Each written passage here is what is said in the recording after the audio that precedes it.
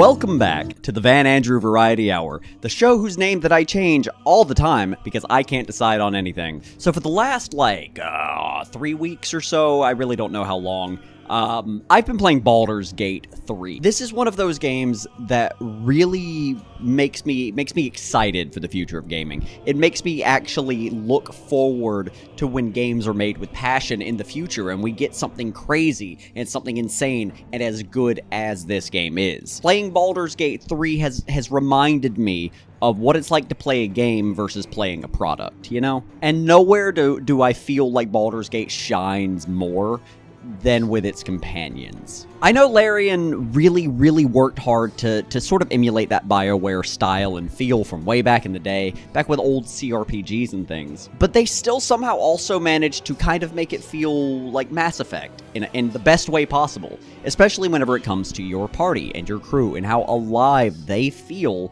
There's exceptions to this, obviously. You can't bat 100 all the time. And I say that because it's still way better than most other things on the market right now, and Baldur's Gate 3 is absolutely my game of the year, already, without a doubt. I say already, it's Thanksgiving. Oh my god. Anyway, let's rank the companions of Baldur's Gate 3. I'm going to do something a little bit different with the format this go-round. I'm just going to talk about each companion over a length. I'm going to try to include all of the criteria that I'm going to mention in a moment within this little summary of their character and why they're good and why they're bad. At the end of it, I'll assign their scores, and I'll assign their actual final grade, as well as post a tier list for your viewing pleasure. If I stumble a little bit, I apologize. This is my first time doing it this way, but I'm going to do my absolute very best. I would very much appreciate it if you would subscribe. I am I say very close. I'm relatively close to hitting 500 subscribers, and I would love to get that by the end of the year. So please hit that subscribe button. I say because I'm a YouTube person. So, as far as criteria are concerned, we have 3, as always. First is story. And this is 2 things. This is how their own personal story affects them and how it occurs throughout the game, as well as how do their own stories interlock within the main story. How well do they tie in with the DM's campaign, as so to speak. Character. This is, simply put, their personality and appearance. How are they whenever they are in your party? Is it fun traveling the world with them? Is Faerun a more lively place whenever they are in your party? Or can you just kind of forget them back at the camp and never really miss a thing? Also, how well do they stand out whenever you're looking at them? And lastly, we have gameplay. And this specifically is a little bit of a sweaty category, so I'm gonna just say if you don't want to listen to this one, you can make your own tier list based on the scores that I provide later.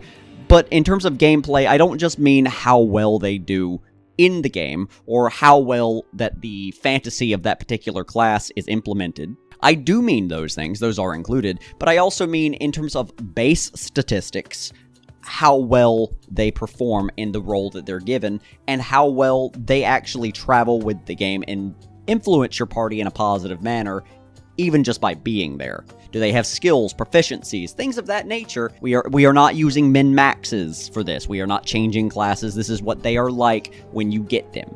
How well do they stack up to the remainder of the cast? We're going to be going in the order in which I typically recruit, which I think is pretty standard order. So we're starting with Shadowheart. Shadowheart is the only character, really, that the devs require you to find. They require you to locate Shadowheart. You have to do it fairly early as well, because otherwise Tav they're going to fall under the influence of the Absolute, because they don't have the artifact. They don't possess it. So Shadowheart is really the only necessary companion. You can kill her. Yeah, I mean, spoilers, I'm going to put a spoiler warning at the beginning of this video. This is a reminder to me, which is a good thing. Shadowheart's a very well-written, well-rounded character. I think she has a couple of faults here and there, but there's nothing really that would make me not want Shadowheart in my party. First of all, she's a cleric, and there's no other cleric in the game unless you pick cleric for your character. And do you know how many people do that? Not a lot. There are several reasons why you should.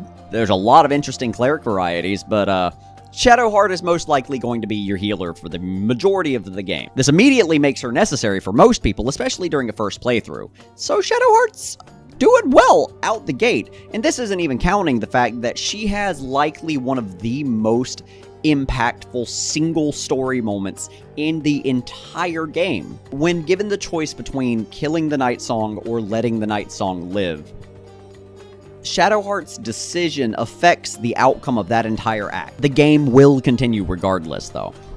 You're not locking yourself out of beating the game, you're just changing the endings you're gonna get. There's hair on this pop filter. Got pets. But you're also changing a lot of significant character moments. You're changing a quest in Act 3 a little bit. Really, if Shadowheart had a stronger showing in Act 3, I feel like I would want her. I would want her at all points. However, the Temple of Shar really isn't that like satisfying. You know, I really wish it was, because it has all the moments to be satisfying, but there's almost no build up to it. You know, you just kind of walk in and everything happens. You just have to find it. Finding it is half of the quest within the city of Baldur's Gate anytime that there is a quest. And I know, trust me, the city is dense, and I understand that they had to pack a lot in this act. But it still feels like Act 3 falls flat when the build-up for everything in Act 2 just climaxed so dramatically, you know? And this just happens to also affect Shadowheart. This pervades into her. And when having her in your party, she actually has a lot of interactions with your fellow party members. She has a lot of very good banter. She's probably the snarkiest, most classic smartass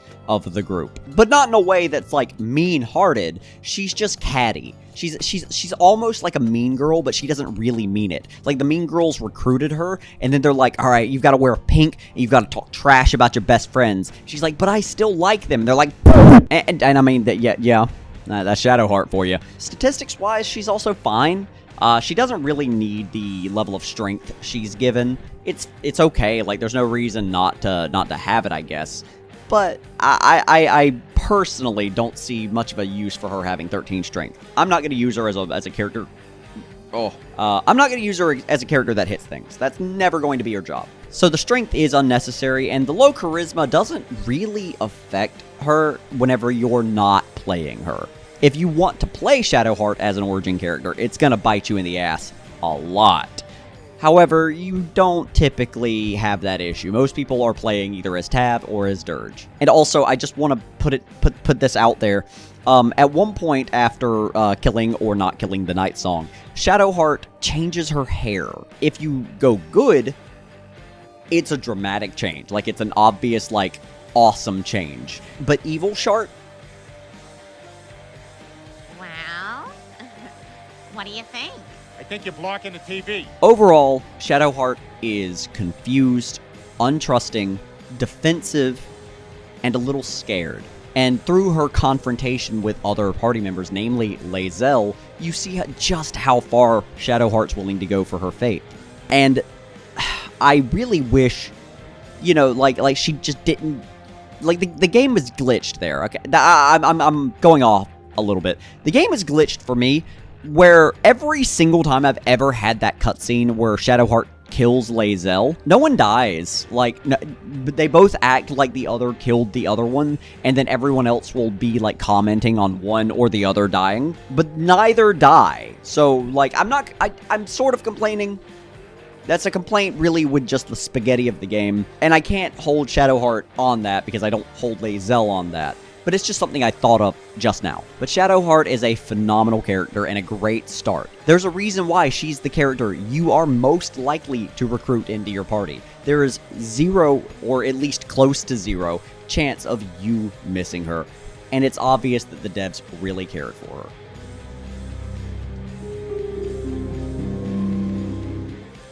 Astarion. Barring Minthara, he is the most evil-coded character in the game. He is by far the most mischievous, pompous, cocky little freak you've ever seen in your life. But he's also charming and witty and just a pure pleasure to be around. I've completely forgotten his voice actor's name. I'm very sorry. His voice actor is incredibly talented. You truly feel Astarion as a character, and you can forget, at least in some instances, that he's played by a person, and he's not just playing himself. That's not a real man named Astarion that I'm looking at. Which is probably a good thing, because that would confirm the existence of vampires in reality, and that would make me have kind of a panic attack, because if vampires are real, what else is real, you know? Like, and very quickly, a very quick aside here. Every single character in Baldur's Gate 3 is some form of a trauma survivor, some form of an abuse survivor. For most of them, it does not define them, just as it doesn't define humans with trauma. Astarion, though, his trauma does define him. His trauma is who he is and who he has become. He has been a vampire for roughly 200 years, turned by his master, Cazador. Cazador has spent the last 200 years, like, just torturing and pimping out and being a nasty, awful, terrible person to Astarion. Astarion was almost nothing more than a pet, and even a pet would have been abused by the things that Cazador did to him. He is defensive and on edge. He is on the verge of mentally collapsing at all times. He's desperate to never see Cazador again. He wants to escape and just be rid of everything. He's willing to brave becoming a mind flayer, potentially, to keep the tadpole, because it's the thing that has freed him from Cazador's influence. And Astarion has a mindset of, I went through so much pain, so much suffering, so much misery. I have to make sure that everyone else does the same. Astarion wants to burn the world. He doesn't care about anyone other than himself at this point, because he's never been really given the opportunity. But once you even get past that, you see that he's kind of just a bastard. But that's a great thing in this context, because he's fun. He's a fun bastard. I don't mean he's a bastard as in he's just awful to be around and you don't like him very much. No. He's the type of person to, like, put a thumbtack in your chair and then blame somebody else just to start a fight. That's Astarion. It's entertaining traveling with him. He's easily the cattiest and probably the most expressive of all of the companions, and it's just a joy to be around him. Also, as a rogue, his damage is really, like, phenomenal. Like, he's also got plenty of defenses with his dexterity, his high AC, and his statistics aren't that bad either. That said, this is the first of a few, but Astarion has what I like to call the 8 gap, where his strength is 8. And that may not seem like a huge deal if you don't know what that entails. Strength in the Baldur's Gate game determines how far specifically a character can jump, and how high they can jump as well. Meaning, a lot of the time, certain characters struggle to follow you when you jump across certain gaps. Astarion is one of those characters. I can't count the number of times that I've been traveling across an area and I realize, like, 2 minutes later that I don't have Astarion. And I have to click him and have him manually go all the way in a different path to us if he can even get there without using, like, a magical item of some kind. This complaint pervades through a few different companions over the course of the game, but Astarion's just the first, so I'm going to bring it up the biggest. And also, I do want to make it clear, Astarion is evil. I know he has an option for redemption. I know he has that. But Astarion is a character who is written and designed as evil. When he ascends to Big Boss Vampire and kills all of his siblings and all of that, like, he's full-blown evil now, and he's determined to likely be worse than Cazador.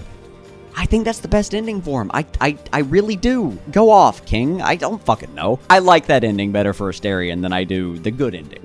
Just me personally. Astarion is charming, intelligent, bratty, and a ton of fun, but all of these things just mask a deep, deep trauma. This trauma has shaped him into a worse person than he was before it began, and while that isn't the case for everybody who experiences trauma, it was the case for him. Astarion seeks power where others only seek to rid themselves of that same source of power. He seeks to control it, and that's because to Astarion, power is everything, and power is all that matters. I do find it funny that, like, no one is surprised that he's a vampire. Nobody even really gives a shit. He's just like, oh, You don't care? And they're like, yeah, no. Dude, you've got white hair, red eyes, and fangs. It's either you're a vampire or you're just a goth kid. And either way, good for you.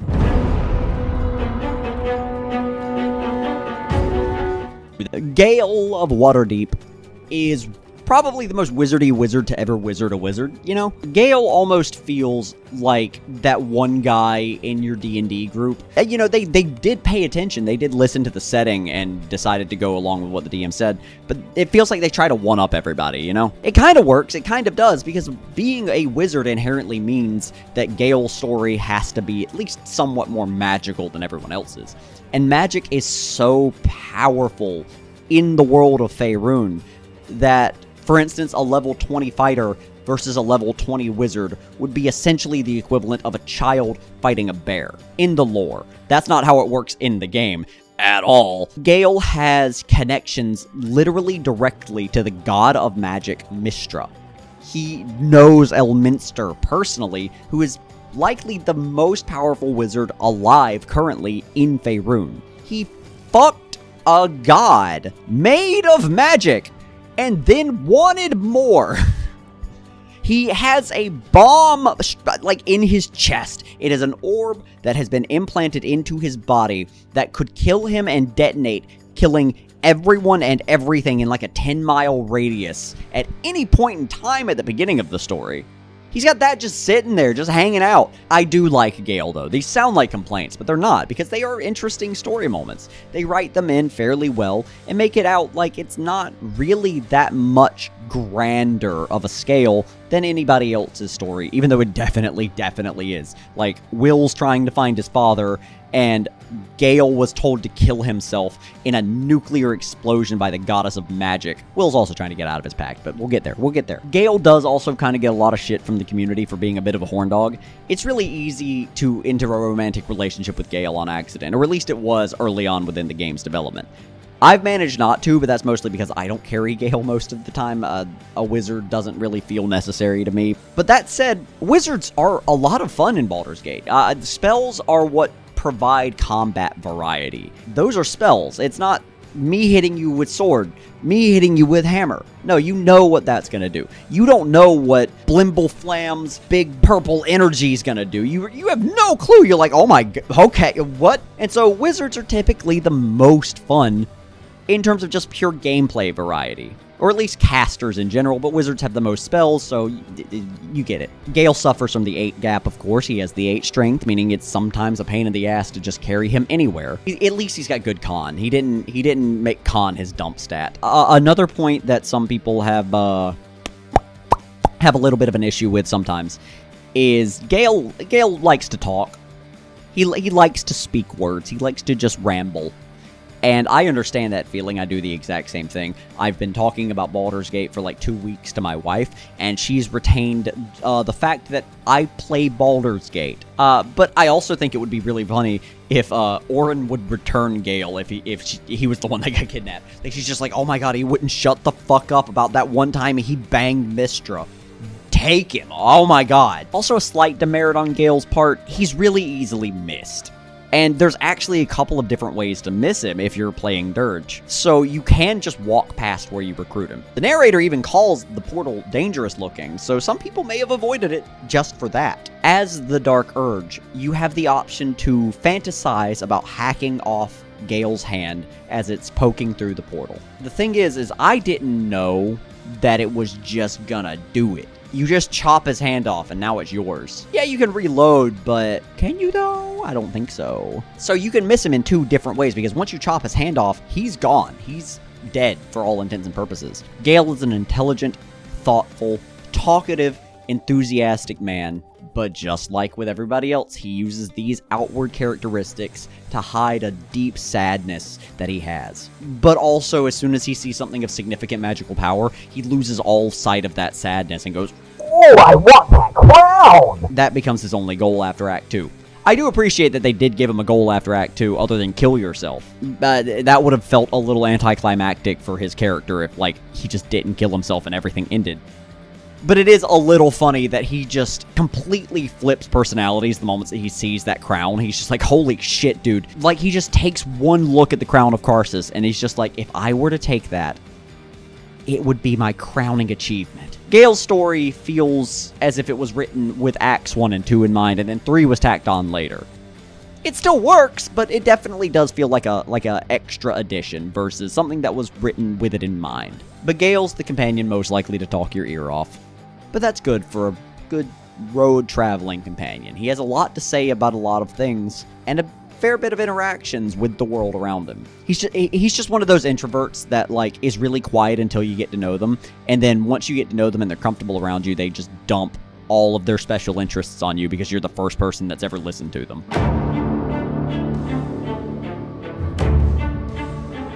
Lae'Zel. The true main character of Baldur's Gate 3. Really, that's just the Gith as a whole, though. The Gith are given so much love throughout Baldur's Gate 3, and there's a lot of Gith-specific things that only the Gith can use. The Gith are a great addition, really, in terms of story and in terms of conflict. Lae'Zel, in particular, is probably a perfect introduction to the Gith. Lae'Zel is the first companion you're actually introduced to, and technically the first companion you recruit, but you lose her afterwards. You recruit her, get knocked off the Nautiloid, land on the beach, and you don't have her, and then you recruit Shadowheart. That's how I'm doing this logic. It's from the beach, by the way, not waking up on the Nautiloid. Probably should have said that way earlier, but I didn't. Lae'Zel is the first companion you actually see, the first companion you actually meet. She is your tutorial companion. You don't even have to get Shadowheart in the tutorial. You pretty much have to get Lae'Zel. But Lae'Zel is direct. She is abrasive, rude. Lae'Zel is honest to a fault. If you were to wear an ugly dress in front of Lae'Zel, maybe other people around Lae'Zel would say, oh no, it looks fine, it looks great. Lae'Zel would look at you and go, why are you wearing that? It looks like trash. Change. And that may not be everybody's cup of tea. Some people want to be lied to. I think, however, that's a great trait to have in a human being. Or in a Gith being. Githyanki, that's the term. And keep in mind that Lae'Zel is pretty mild for her people as well. She's actually quite funny and quite relaxed in her demeanor compared to some of the others. She's almost a romantic by Gith standards, really. And they talk about the fact, casually, that they have to kill family members just to survive, just to complete training. They have to murder friends because they're told to by their superiors for no other reason than they have to fight tooth and nail to survive against the Mind Flayers while living within the Astral Sea. Also, something that I think most people misinterpret is Lae'Zel's alignment. The alignment chart is outdated at this point. If you had to put Lae'Zel in an alignment, most people think that she would go in evil of some kind, typically lawful. However, Lae'Zel is closer to lawful neutral than she is actually lawful evil. Yes, she does some bad things. Yes, she does some kind of heinous acts in the name of Vlaakith. But Vlaakith's laws are what has shaped her and molded her into who she is. Vlaakith's decrees, their 1,000 commandments, or whatever it is that they have. Lae'Zel is not being mean for the sake of being mean. She's not being evil because she's evil. She's being direct, and she's being aggressive, and she's being violent because it is the only way she knows how to survive. If you decide to romance Lae'Zel, some of that is chipped away at. Some of that falls to the wayside, and you see a much softer and much more vulnerable part of her that makes you realize how much of her was just a facade built from having to endure the life that she's lived. If you can't tell, Lae'Zel is my favorite, or at least one of my favorite companions. She's my favorite origin companion. But Lae'Zel's story, especially if you allow her to side with Orpheus or allow her to choose her own option, has some of the most poignant and just thought-provoking moments within Baldur's Gate 3. Her conflict with Shadowheart also kind of feels earned as well. I talked about it a little bit earlier, but Lae'Zel and Shadowheart have an actual rapport that is recovering at the time of their conflict. Like, once their conflict's over, Lae'Zel and Shadowheart make up, and that's neat. That's fun. I like that. There is sort of a Drax quality to her, though, where it's just like, I don't get your metaphors. I'm gonna take them literally. Ha ha ha ha. And there is sort of this unfamiliarity with the world that causes her to feel a little more innocent sometimes, which is hard to pull off with a character as hard as Lae'Zel. Also, as far as the game goes, she's a fighter. It's the best class in the game. Like, absolutely, truly, 100% the best class. Starting with her 17 strength and her fairly high other stats, because all she needs really are the physical ones. On top of all of the Gith-specific items and equipment that she gets, Lae'Zel is easily the strongest of your companion options. If you're not playing a Gith, it really does behoove you, if you will, to have Lae'Zel with you. The one main complaint that most people have with Lae'Zel is that she is really abrasive. When you first meet her, she is commanding and she is demanding, and she just tries her absolute very, very best to take charge in a way that comes off very bad. But if you give her more than 5 minutes in your actual party, I think you'd be very surprised at how much you do like her.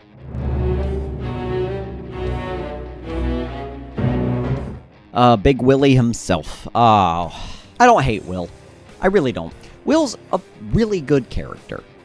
Wyll is boring, though. There's a good reason for that, as far as the storytelling on Wyll's character is concerned.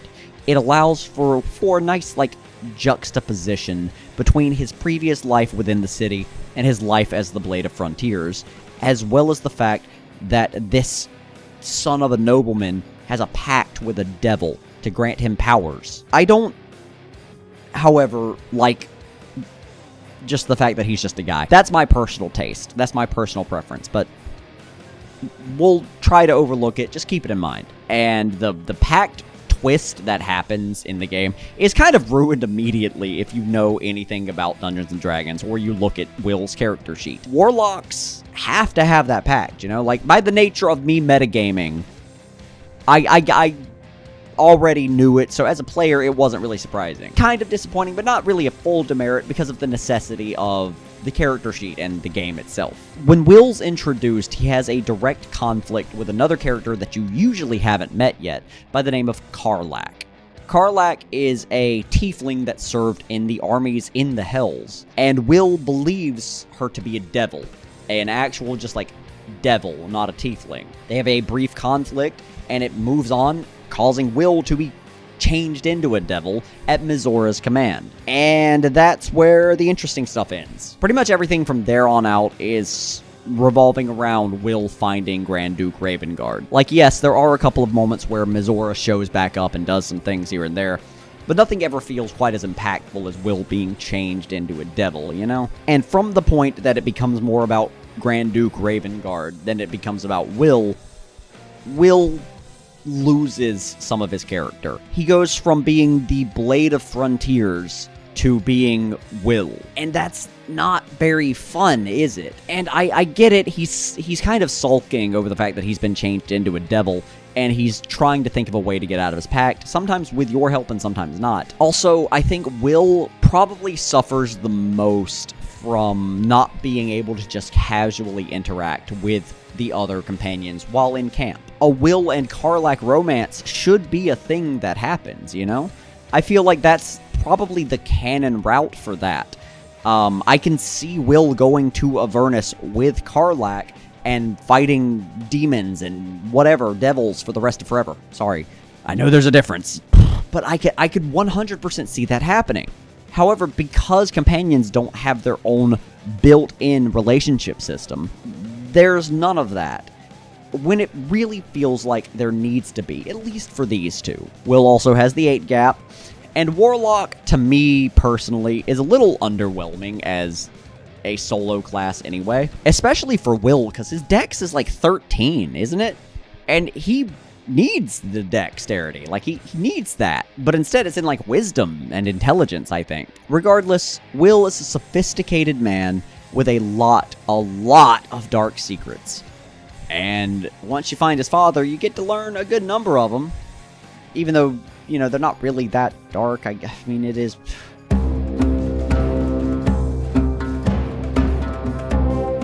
people are gonna hate me for this one, and I already know it, but Karlach's not good. She's good by any other game's standards, right? She is a phenomenal companion, and I love her on like a personality level. Her story, though, is 100% of my problem with Karlach. Let's talk about the good first. Let's talk about the good. Karlach is the fun, bubbly, like, gay aunt of the whole group. Gay aunt of the whole group. She is just a joy to be around, and you want to hang out with Karlach. You want to be on her side to the point where every single other party member likes Karlach instantly. The moment you meet her, everyone is on board with Karlach, except for Wyll, but he comes around pretty quickly. And again, I don't know Karlach's voice actor, but she knocks it out of the park. And 100%, if you have to play as an origin character, if you have to pick an origin character to play, pick Karlach. And I say this because they did hers a little bit differently. They gave her this, like, inner monologue that you hear a lot. It's good. I like it. I wish they did more stuff like that. Kind of encourage you to play as the origin characters. And they do it a little bit. Just not as much as they should. I say as a guy in my living room who struggles to make one video a fucking month. I know it's difficult. I know there's a lot of steps to it. I just wish it existed more within the game. She's also a barbarian. Very good. Very cool. Can't really say I'd rather have a barbarian than a fighter. The exception being a throw-based character. Absolutely, 100% of the time gonna pick barbarian first. That's kind of a gimmick build anyway. It's a good gimmick build, like it's a solid gimmick build, but it's still a gimmick build. Stats are good too. But her story, though. Larian has already released a statement saying that they plan to fix Karlach's story a little bit. But I'm gonna talk about it in the state that it currently is. Because Karlach is clearly the last origin character that they implemented. And then they realized that they had to try to give her something in all stages of the story. And they did, yeah, but it's not satisfying. Karlach's story revolves around her infernal engine in her chest that has replaced her heart. Her infernal engine is failing because it is not within Avernus. Because of that, Karlach is a walking time bomb. At any point, she could just explode and die, much like Gale. But then you find infernal iron, and you can fix it a little bit. You find a little more infernal iron, and you can fix it a little bit. And that's it. You can't fix it all the way. You can't do anything to repair it all the way. You cannot save Karlach without sending her back to the Hells. You know, that could be written well. But the fact that really the only thing you get out of the story itself, the only big story moments she has are her endings, and if you don't romance Karlach, you really miss out on a lot of her content, too. But what really infuriates me, probably the most out of all of these things, is that Karlach's infernal engine in the world of Faerun could absolutely be repaired. You know how I know? The Wish spell exists. Wish could fix all of it. It could just repair the infernal engine. Wish could do away with everything. Hell, you probably wouldn't even need Wish. You could probably just hire a different devil to fix it. You could probably make a deal with Raphael to fix it. But why don't you do that? But it feels like she's unfinished, especially when you consider that you can actually find, like, enriched infernal iron. And this enriched infernal iron should be used to repair her heart even further.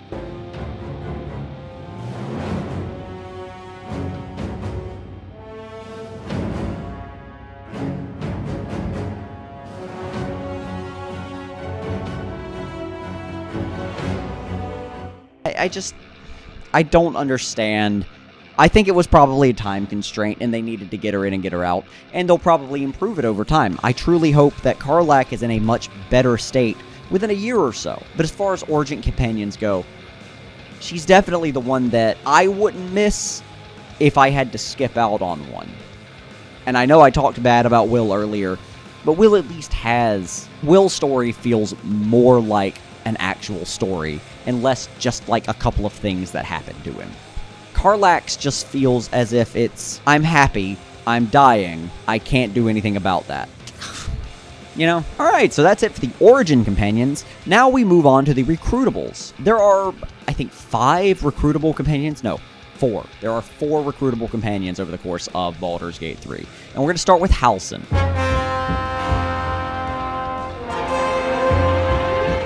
Halsin is the worst character in the game. He's not the worst character. He's the worst companion. Halsin feels tacked on, unfinished, incomplete, and bare bones as far as a character in Baldur's Gate 3 goes. In other games, he might be great. He was not intended to be a playable character at first, and it really does show.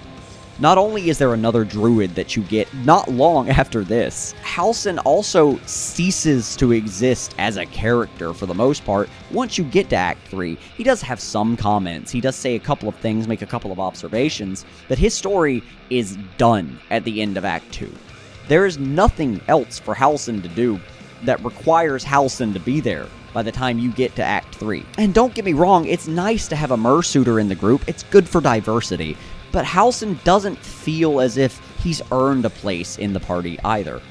I think he was just meant to travel with you initially. I wasn't playing this early in early access, but I think he was meant to be like Dame Aelin or Isabel, where they just travel with the party Volo and hang out with the crew, I guess. That was probably what he did, right?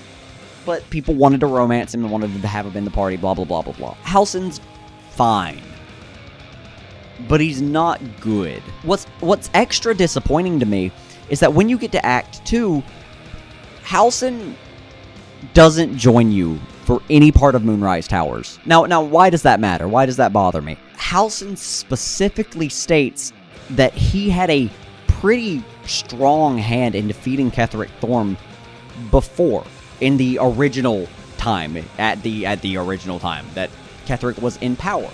Halsin had a heavy hand in taking him down. I wanted there to be a conflict between Halsin and Ketheric. I truly think that if we had this, if we had more build-up and more interactions between the two, I could buy Halsin as this powerful being who's been around for a long time. But instead, he will go to the inn, he goes to Last Light, and he'll sit there forever until you bring him something, which makes him open a portal to bring a dead godchild back, or semi-dead godchild, pardon me. And that's it. That's what he does. That's where he stops in Act 2. He does not come back to the world until Ketheric is dead and gone. He doesn't join you until Ketheric is dead and gone.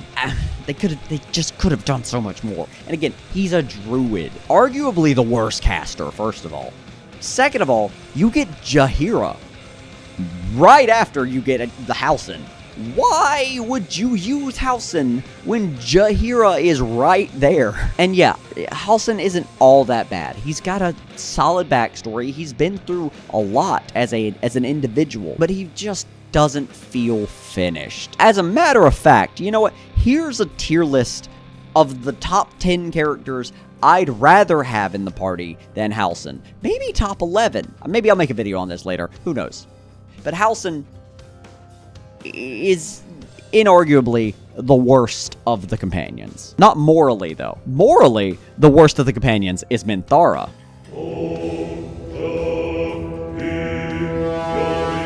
Minthara is the evil queen. She is mommy-dommy of the entire group, and actually probably the only real dom in the party. Minthara is evil. And I don't mean that in the cackling, monstery, like, I'm gonna eat your children way. It's like, I'm gonna commit genocide and feel nothing kind of way. Minthara is the type of evil to conquer a world, turn it into an efficient body farm, and relish the power, just for the sake of having that power. I just wish I didn't have to sacrifice so much for her. In order to recruit Minthara, you have two options. You can recruit her the normal way. You can kill the Grove. You can destroy the Grove and save her in Moonrise Towers. Option 2. In Option 1, you lose access to Wyll and Karlach. And while that may not seem like a huge deal, it's still two whole characters, two whole party members that you're giving up on. You're completely losing them just to recruit Minthara. I do think Minthara is better than both of them, but only just.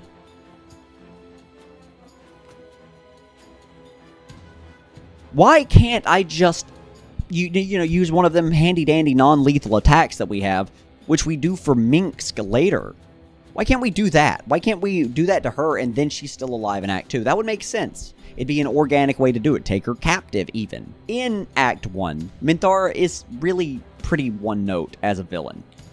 You would be forgiven for thinking that she was just another character meant to be sort of like a lieutenant of the Absolute. Somebody who you could actually just beat before you made it to a big boss. It's not until you actually play an evil playthrough or watch someone play an evil playthrough where you realize how much depth she has. There's a truly sad soul hidden beneath all of this anger and this rage. There's this insecurity and loneliness that Minthara possesses due to some events in her past. She also takes sort of a role as an advisor over the course of the game versus just a normal party member.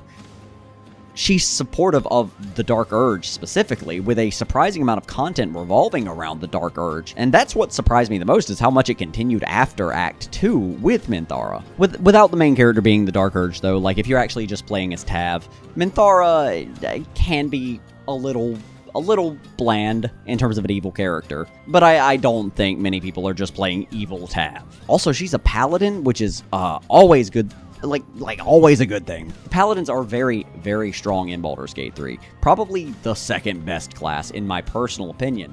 It's a little strange that she does start with light armor, but can't hold that against her. I'll always do a dexterity, a dex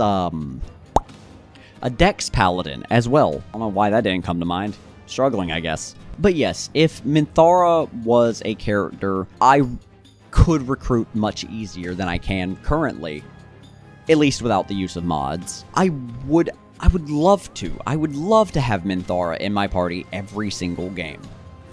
Unfortunately, that's not possible for a good character for the most part. Not without sacrificing a lot more than it's worth.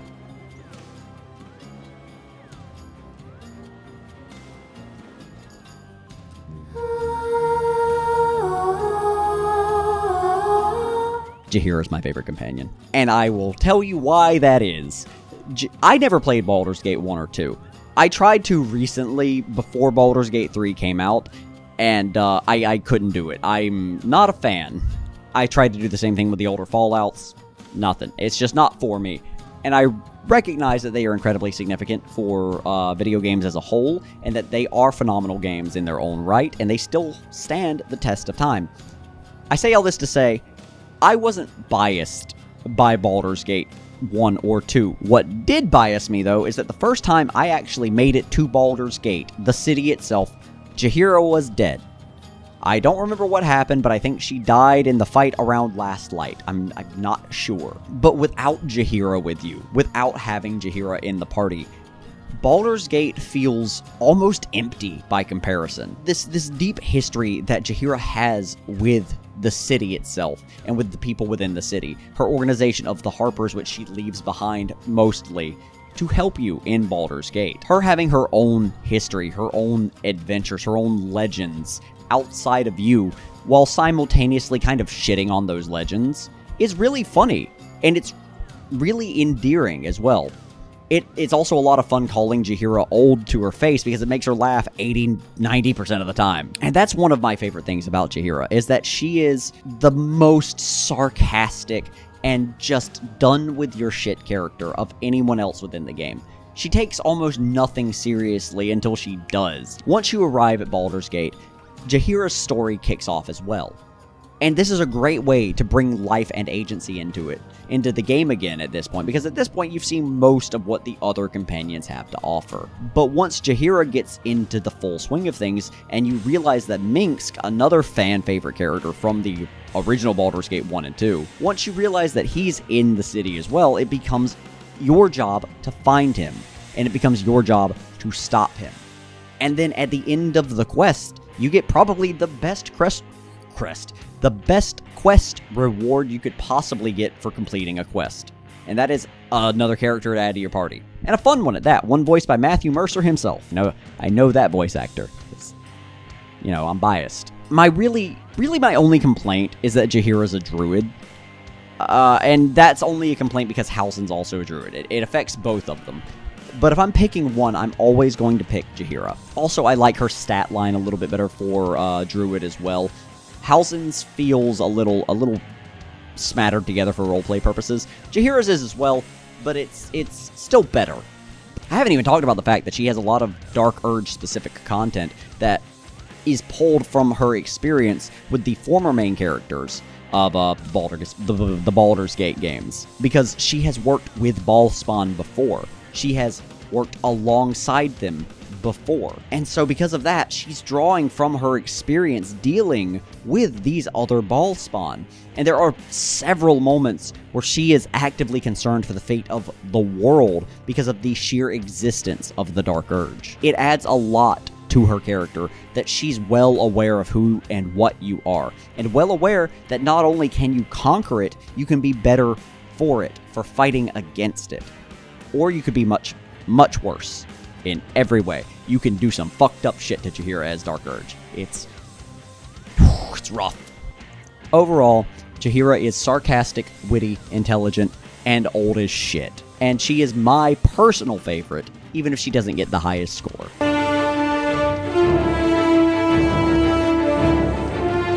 Minsc is hard not to like. A returning fan favorite character, along with his trusty miniature giant space hamster Boo. Minsc is a ranger of legendary proportions, a former berserker, and he is a silly, funny talking man. That's kind of unfortunately what his character devolves into every once in a while, is just a silly, funny talking man. Nothing really wrong with that if that's your thing. But it's still a little sad that that's all that he is. I want to talk about his stat line, though. A lot of people have brought up the fact that he is meant to be a strong physically character. In Baldur's Gate 3, Minsc is shown to be a fairly powerful character, dude. Like, he's meant to be strong. However, there are 2 points of contention that I would like to bring up as to why he's not. Because in the original Baldur's Gate games, he had a high strength and a high con. He had basically fighter stats. In this game, his strength and con have lowered significantly. They've done this in order to raise his wisdom, because his wisdom has to be high as a ranger in order to succeed. They raise his wisdom in a funny way as well, with his wisdom still being very low until he actually picks Boo back up. That's neat. I like that. But he was petrified for almost 100 years, and then once he became unpetrified, who's to say that his muscles hadn't atrophied somewhat, that his body hadn't gotten weaker from just the petrification? He was that way for nearly 100 years, just standing as a statue. The fact that he's still as strong as he is, I know it's been 10 years, but the fact that he doesn't have permanent lasting damage from that on a cellular level that has affected him worse than it has, just shows how powerful of a man Minsc was before being petrified. Secondly, and further to support my argument, at some point he loses an arm wrestling contest with Halsin if you have them both in your party. Halsin has a strength of 16, meaning that canonically, Halsin is weaker than Minsc was in the original Baldur's Gate games. Minsc has gotten weaker. Actually, factually, which makes sense. Again, he was petrified. He was a rock. He couldn't do nothing. And now he can. So that in itself is a miracle. My biggest complaints with Minsc are that he is kind of funny voice the character. Even if Matt Mercer is affable as ever, it still feels like sometimes they're just like, hey, we need a character to say something weird, and Lae'Zel is kind of used to Faerun at this point, so here's Minsc. But my other big complaint whenever it comes to Minsc is that he doesn't really have a story in Baldur's Gate 3.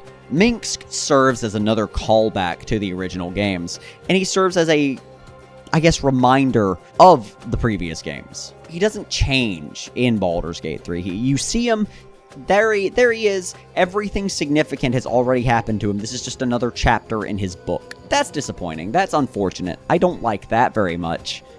But what can you do? Being a ranger also means that he's got some pretty effective skills whenever it comes to taking down one target at a time. He can absolutely 0 to 100 somebody. And he's got a good stat line to do it too. It's also funny, again, as I mentioned before, that when you first find him in the sewers and you save him, he's got a low wisdom. A lot of that wisdom comes from Boo, who, at this point, is probably confirmed to be a miniature giant space hamster, like an actual one. I think the lifespan of an actual hamster is like really short, like 3 to 5 years, something like that. And Boo's been alive for at least like 15, right? At this point. So either Boo is ancient or he is a miniature giant space hamster, which have been proven to exist over the course of Baldur's Gate 3. I've said over the course like 18 fucking times this video. I'm so sorry. All right, so as far as all of the recruitable companions go, that is it. That's all of them. But I know. Shut the fuck up. I know. The Dark Urge is not a recruitable. The Dark Urge is not a recruitable companion. Dark Urge is an origin selection only. I just wanted to do this because I like talking about Baldur's Gate, and I want to talk about what it would be like if the Dark Urge was one of your recruitable companions, because he does have a canon appearance with canon stats and a canon role in the story. So if I were to pick Tav, I could, in theory, run into this individual and recruit him probably sometime in either Act 2 or Act 3. Maybe even Act 1 if they were feeling frisky. So let's say, for the sake of argument, that you recruit him at the very beginning of Act 3. When you do recruit the Dark Urge, he would be a white Dragonborn. The Dragonborn are not introduced in Baldur's Gate 3 until you get to Baldur's Gate. So it would make sense for Dirge to join the party. It would make sense for all of these Dragonborn-specific interactions to be there, because now the Dark Urge is there. As a Storm Sorcerer, he's a powerful addition to the team as well, even though he's got the 8 strength fucking... He's also got Tempestuous Flight, which means he can get in and out way safer while double hasting everybody. Sorcerer's kind of busted, by the way. I don't know if anybody knows this, but if you've got to play a caster that'll break the game quickly, pick Sorcerer. But the Dark Urge's story as a direct creation of Baal, and in my opinion, his canon story of redemption after the fact, is really good, and I know that's no surprise considering the Dark Urge is probably actually the main character. But it's an engaging story. It's an interesting story with a lot of things that happen to you and a lot of direct challenges and direct obstacles for just the Dark Urge. Not the overarching story of Baldur's Gate 3, but just the Dark Urge's part in it. The Dark Urge even has a built-in conflict scene with Jaheira. I don't know. I really wish you could recruit the Dark Urge. That would make the game that much better, in my opinion. I don't know when or how they would implement that, but I truly do think that that's a good thing that they could do. I would buy Dark Urge DLC, like Dark Urge Companion DLC. I deadass would. I would spend up to like $10 for it, I think. I don't even have that right now. I think I've got $3. So that's all of the companions, or potential companions. So let's rank them now.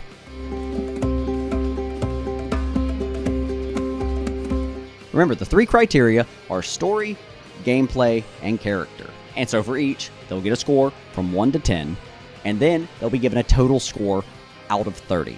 Then I'm going to slap them on that tier list. Shadowheart's story gets a 9 out of a possible 10. It gets a 9 because it has the most impact of any single choice that is made in the course of Baldur's Gate 3, as well as plenty of agency in the first part of the game as well as the second.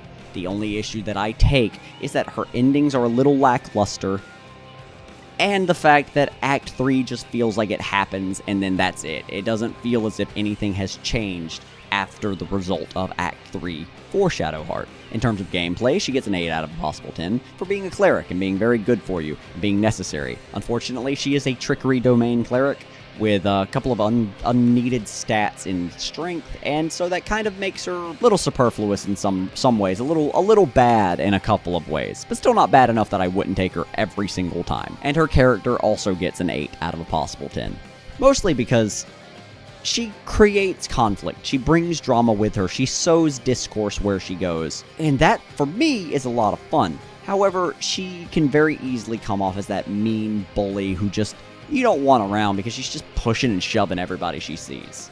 It's not fun, but a lot of people tolerate it. I'll tolerate it for one. That brings her to a 25 out of a possible 30. Astarion is next, and he also gets a 9 out of 10 for story.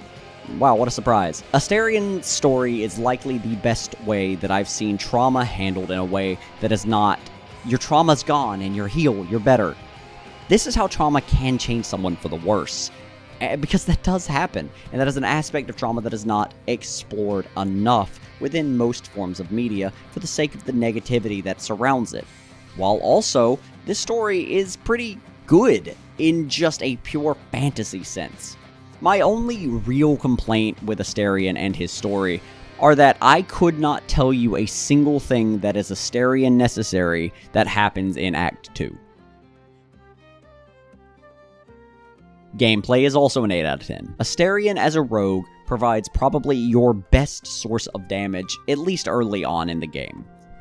A rogue can take out a whole squad of people without ever being seen as long as you're confident and you've got the right tools for the job. Of course, once you're in direct combat, you're not very useful. This means your actual ability to cause damage over a long period of time is reduced dramatically, and you're not consistent in your damage if you get caught, but it's still very good. Just like his personality, which is a 9 out of a possible 10. Or his character, rather. Astarion is easily the character that has the most character, in the way everything he says and does is delivered and done. And I know that sounds like a strange reason to give him a 9 out of a 10, but Astarion is also a pretty polarizing character, believe it or not. A lot of people just don't like Astarion, and it's because he is aloof, and he is kind of bitchy, and kind of mean-spirited, and most people want to be good, inherently, even in video games. So whenever you have this fucking dude who gets mad at you for, doing anything nice, hanging out behind you the whole time, it's hard to like him sometimes. But it's really not that hard once he's actually in your party. So 9 seems like a good fit, and that gets to make 26 out of a possible 30. For Gale, I'm giving his story a 7, and the reason for this is twofold. One, this feels like it should be kind of the main character story. And I don't mean to take away from Gale at all, because he is the main character of his own story. We're all the main characters of our story. But in everyone else's case, I guess, there isn't really a thing that makes you feel as if, okay, this is more important than what I'm doing. But with Gale, it pulls away a lot of the thunder. It steals a lot of Tav's thunder when Gale just, casually mentions that he slept with a god and is the best magical magic man to ever magic a magic. He's trying too hard, I guess, is my issue. On top of the fact that the Crown of Karsus aspect of his story that occurs in Act 3 feels a little tacked on, just for the sake of giving him more Act 3 content. It's not bad by any stretch of the imagination, but a 7 feels like a good landing spot for it. Gameplay-wise, he's a 9, though. And I talked down on Wizard a little earlier. I've even called Sorcerer a better class. However, Wizard provides the most gameplay opportunities whenever it actually comes to being able to cast magic. You can learn all of the spells, you can do all of the things, and you can do it just by picking up scrolls. You don't have to just rely on level ups. That's great! Wow, that's so many options, and it would be even more if we had all the spells from 5e. We don't, but Wizard is good. The only reason I'm not giving him a 10 is because of that 8 strength. I know I can fix that with an ability improvement score boost, or a Club of Hill Giant strength, or something like that. But give them 10. Just give them 10 strength. It makes so much of a difference. Also, wizards tend to be pretty one-note in what they do. Evocation Wizard specifically seems like the most powerful of the wizards. And you're just going to nuke a lot of things. There are the most options, yes, but most of the time you're just going to be flinging fireballs. And for character, we're going to also give him a 7 out of 10. Partially because of that feeling of him trying to upstage, but also because it's kind of just hard to have a platonic relationship with Gale. Even in the current state of the game, a lot of the hangouts with Gale just feel like he's trying to get in your pants, whether or not he actually is. Maybe that's me reading the room wrong, maybe that's Gale putting out, too much tension. I don't know. The point is that I just want to hang out with the guy, but he wants to fuck me. He doesn't, I know, I'm being dramatic, but that's a 23 out of a possible 30. Alright, Lae'Zel's up. 10 out of 10 for story. Without a doubt. I didn't mention it in her actual, but Lae'Zel's story continues to climax throughout the game. She has the least agency in Act 2, just like everybody else, but by the point that you're in Act 3, she is almost necessary for experiencing the full scope of Act 3 if you free Orpheus, or even if you side with the Emperor and don't free Orpheus, she's gonna be probably pretty pissed.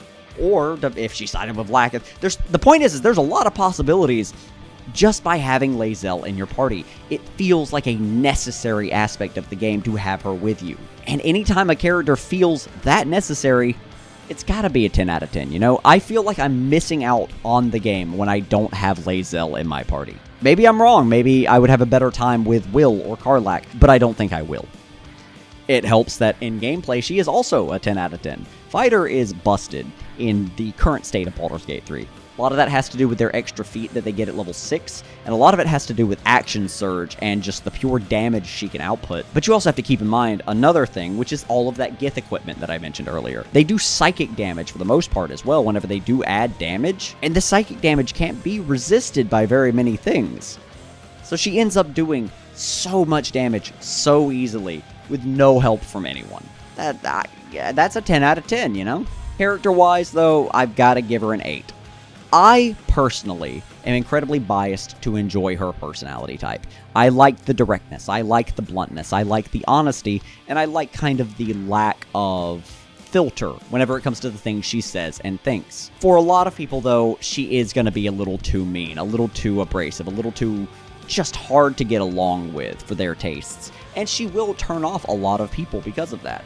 I'm sure there's a ton of people that just pushed her off the Nautiloid or left her in the cage. Yeah, it's sad, but, you know, if they did it, they did it, you know? I can't help it. But that brings her total to a 28 out of a possible 30. Next up is Wyll, and Wyll did better than you think. I was harsh to Wyll. I genuinely do like Wyll as a character, but it does just feel like he is a little boring.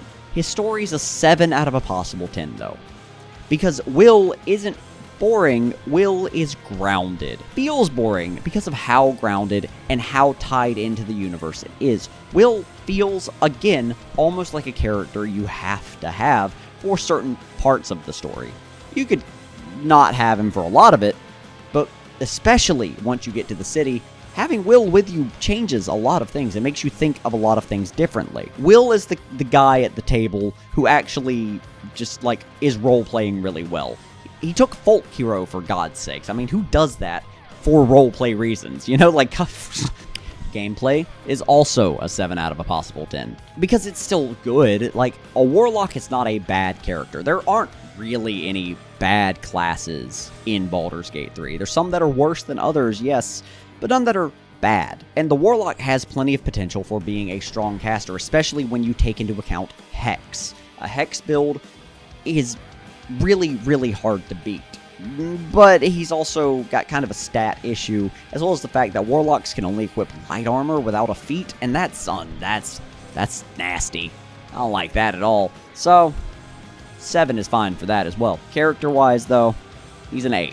And I say that he's an 8 because that juxtaposition between his dark pact, his secret that he has against the world, essentially, the secret that he hides because he's the Blade of Frontiers, he's courageous, he's strong, he's powerful, and he's honorable, while also having this pact with the devil, creates a nice bit of tension just within himself. As well as the fact that he is tied intrinsically with the story in Baldur's Gate itself. It makes for a good story, even if it is just like, I need to save my paw. Gives him a 22? Yeah, 22 out of a possible 30. Karlach's story is a 3 because it could be resolved incredibly easily, and it even feels as if there are options to resolve it that are implemented into the game that just you can't do for some reason. If you're playing Origin Karlach, I would bump it up to a 6 probably. But this is Companion Karlach, so it's a 4. Her gameplay's a 6. And that's because Barbarian's fine. Barbarian's a good character. I'd still rather have a fighter, though. Barbarians are tankier, and they do fulfill a slightly different role, and the rage mechanic adds a couple of interesting little niches to it as well. 6 is good, though. Her character, though, that's an easy 9 out of a possible 10. I only do not give her a 10 out of a possible 10 because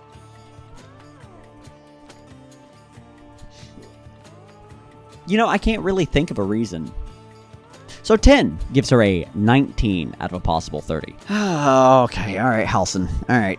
Halsin's story despite my complaints, and despite me obviously professing that Halsin's the worst character, Halsin's story still gets a 6, primarily because Halsin feels as if he has lived in this world for a long time. There are things that Halsin does and says that make you feel his age, and make you feel his impact, and make you feel his status within this area of the world. But he doesn't do enough with it. He's given all of these things, all of these ties to the world, and he chooses to sit in a chair at Last Light Inn for 16 hours, and then have sex with you as a bear. I don't know. Gameplay is a 4 for being a druid, and not even being the best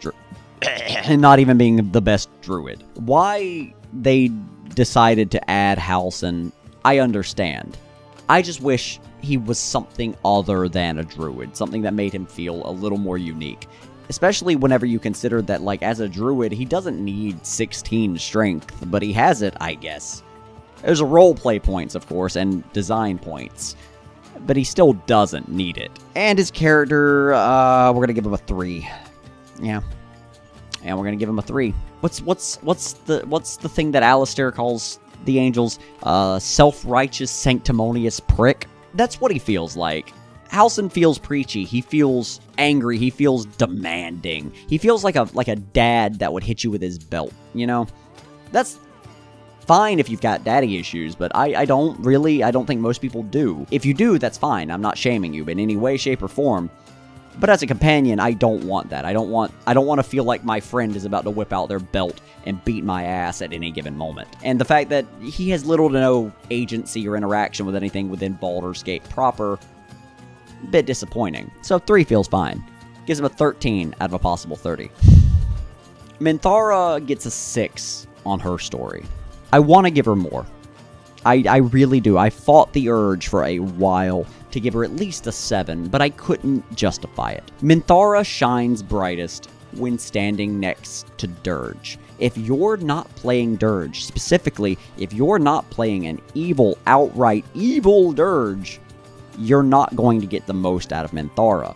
Coupled with her Act 1 appearance being pretty much just like, "Oh, I'm evil, He-Man!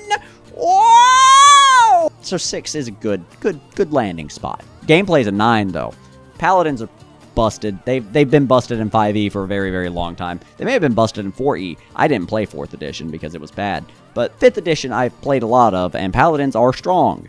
This reflects in Minthara. There are certain things that I would rather have on a fighter than a paladin, and a paladin is better suited for a tank than pure DPS. But that's not a bad thing. A paladin takes a cleric and a fighter and smashes them into one, and does both of them slightly worse than those classes do. But that's still a cleric and a fighter taking up 1 slot instead of 2, so I'm cool with a 9. And her character is a 5 out of a possible 10. Again, for her He-Man, for I'm Skeletor He-Man. If you're playing as a good Tav who wants to recruit Minthara, you can, in theory, do it, but you are giving up a lot of content.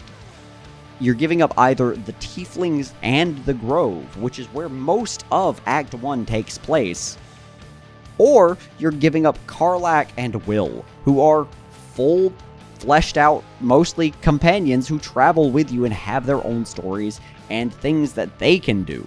So being able to recruit Minthara as a good character with more options would make it better for her.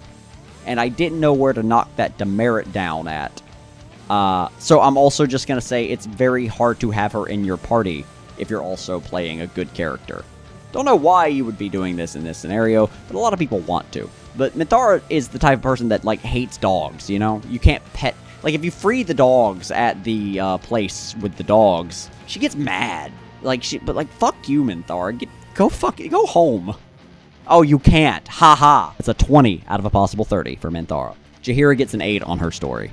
That could be shocking. I don't know if this is a hot take or not, because I don't see many people talking about Jaheira. But Jaheira brings a significant breath of fresh air into the game once you get to Act 3. Playing through it without her and then playing through it with her made me realize exactly how necessary her own personal story and quest is intrinsically within Baldur's Gate. She's also tied very deeply within Dirge's story and the main story of the game. Can't give her more than an 8 though, because she really doesn't exist as a character in Acts 1 and 2. There's a lot to her in 3, and a lot happens to her in 3, but Jaheira doesn't really do anything before. And that's a shame. I would like more time with her. I would romance Jaheira, I think. What does that say about me? I don't know. Gameplay-wise, she gets a 6, because I know she's a druid, just like Halsin, but her stat line is a little bit better, and I like her more than Halsin. So, I'm being biased, yes. And for personality, I'm giving her a 9. If you don't know what you're expecting whenever you meet Jaheira, it's kind of hard to get a read on her. She's presented by other characters as this almost goddess in terms of power and in terms of rapport and in terms of legend.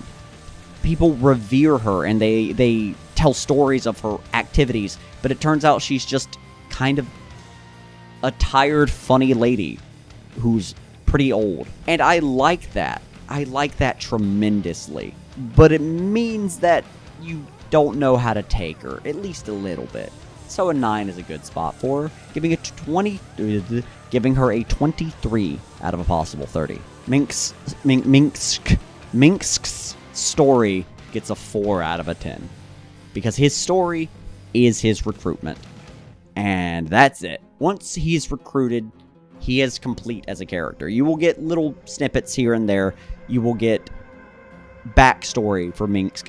You will get a lot of things that he has already done told to you.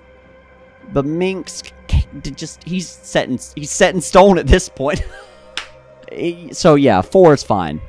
Gameplay's a 6, because a ranger is great for tearing down one enemy at a time. Once you're done doing that, you gotta move on to the next one. You can power somebody down from 100 to 0 in like a split second. And personality or character gets a 7 out of a possible 10. That may also be surprising, I do not know, because Minsc is voiced by Matthew fucking Mercer, and he puts his heart and soul into this character. Minsc becomes funny voice man a lot whenever he's introduced. Minsc is kind of the butt of a lot of jokes simply because he is stupid. He is a comic relief character with a serious role and a serious purpose, which is interesting, but it means that he's the butt of a few too many jokes, and he's a little too silly. Yes, I know, Dungeons & Dragons and Faerun is very, very, very, very, very, very silly when they want to be. However, in Baldur's Gate 3, most things are not that silly. Minsc is by far the silliest part, but it's still a 7, you know? Like, come on, it's not bad. That gives Minsc a 17 out of a possible 30. Oh, the Dark Urge, that character that is not supposed to be here, but you are anyway. Story gets a 9 for obvious reasons.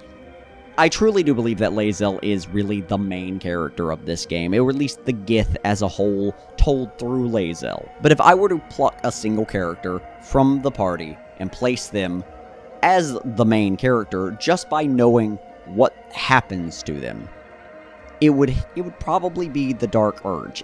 He feels the most like a main character, and his story reflects that. I take a couple of issues with certain aspects of it, though. Namely, the amnesia trope is a little overdone.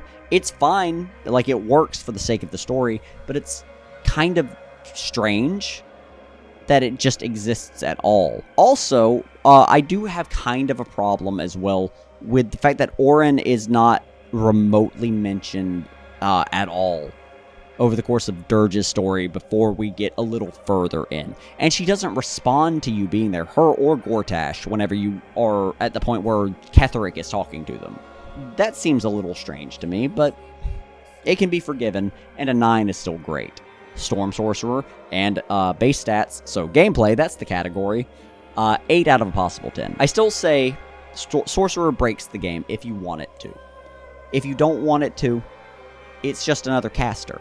But Storm Sorcerer, specifically with its flight that does not provoke attacks of opportunity, is really, really good, and it's a lot of fun. My really only issues with it are the fact that you end up with you end up with a character with a lot of charisma that can't be the face, as well as the fact that he has that 8 gap.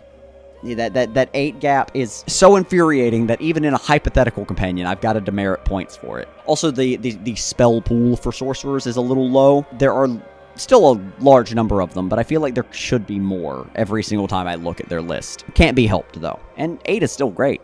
I'm justifying my scores on Dirge, apparently. Character or personality is a little hard to rate with the Dark Urge, because there are 2 possible personalities. There is the Evil Dirge, which is the Dirge that reverts essentially back to who they were before Orin.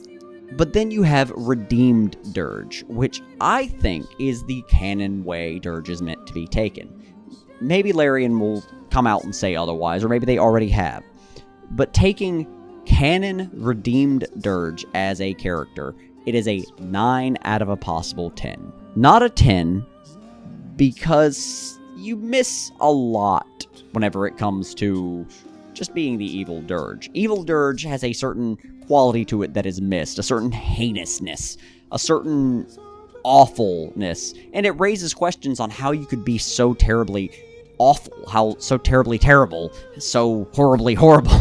It raises questions on how you can be so bad and it be literally built into your blood and into your DNA, but then you just get like a little bit of brain damage and that all goes away. Did they hit the evil gland? I don't really know. But it's still a 9. That gives them a 26 out of a possible 30. Alright, that's it. That is all of the Baldur's Gate 3 companions that I am talking about today. Genuinely, if you would like to see a video on my Halsin tier list, I'll be happy. I'll be more than happy to continue to talk about Baldur's Gate for a little bit. It is currently my special interest, my hyperfixation. But here is the tier list right here. It is, here we go. It is, woo, look at that, wow. If there's anything else that you would like me to talk about, or would like me to review, or would like me to rank, or would like me to smell, please let me know. And please subscribe as well. Again, just trying to hit 500. And I think I can do it, especially if you help. So, thank you so much for watching, and y'all have a great rest of your night.